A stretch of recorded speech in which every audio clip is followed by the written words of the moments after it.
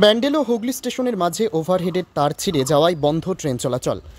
Howrah Bardhaman main শাখায় ব্যান্ডেল ও হুগলি স্টেশনের মাঝে ওভারের তার ছিঁড়ে যায়, যার ফলে ট্রেন চলাচল সম্পূর্ণ বন্ধ হয়ে যায় হাওড়া বর্ধমান মেন লাইনে। একই সঙ্গে কাটোয়া লাইনেও ট্রেন চলাচল বন্ধ।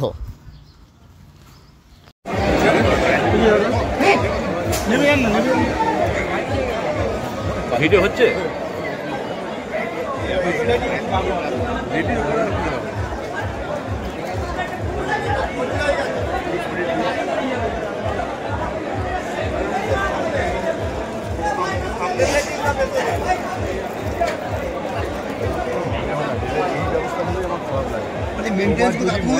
Emergency maintenance emergency